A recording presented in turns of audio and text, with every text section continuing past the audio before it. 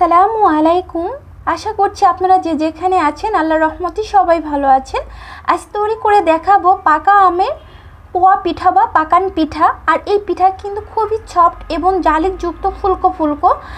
এখন পাকা আমের মৌসুম, পাকা আম বাজারে কিন্তু প্রচুর পরিমাণে পাওয়া যাচ্ছে, বা বাড়িতেও কিন্তু পাকা আম পাওয়া যাচ্ছে। আপনারা এইরকম পাকা আম দিয়ে এরকম পিঠা তৈরি করে ফেলুন খুব সহজভাবে।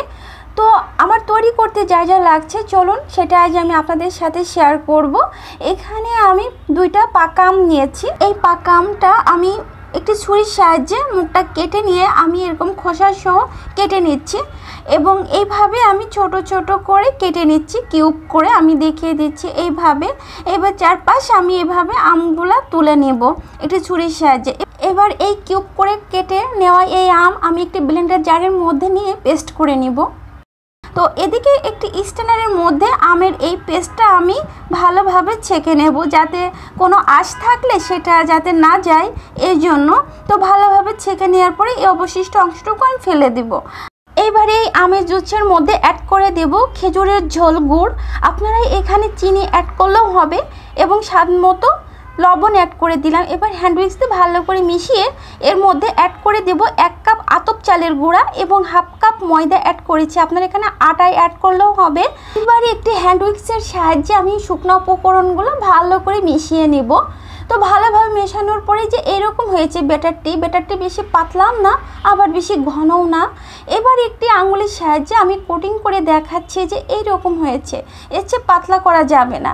তো এটা আমি রেস্টে রেখে দেব 10 মিনিটের মতো। তারপর 10 মিনিট পর ফিরে এসে আমি দেখাচ্ছি ব্যাটারটা কিন্তু অনেক ঘন হয়েছে। এই যে আমি হ্যান্ড উইক্স দিয়ে একটু নেড়ে দেখাচ্ছি। তো এদিকে আমি একটি ফ্রাই প্যান নিয়েছি, ফ্রাই প্যানের মধ্যে রান্নার রেগুলার তেল নিয়েছি।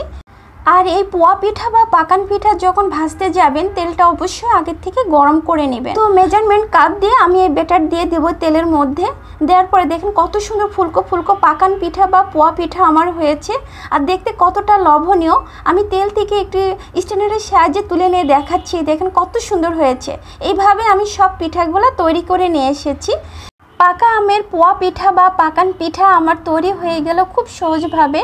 আর কতটা ফুলকো ফুলকো আর কতটা স্পঞ্জি একটা পিঠা আমি আপনাদের তুলে দেখাচ্ছি, দেখেন কত সুন্দর হয়েছে।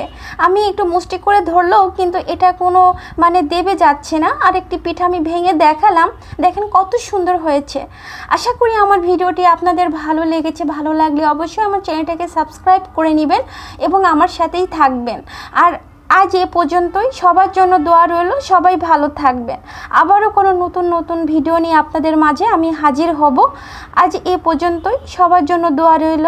আল্লাহ হাফেজ, আসসালামু আলাইকুম।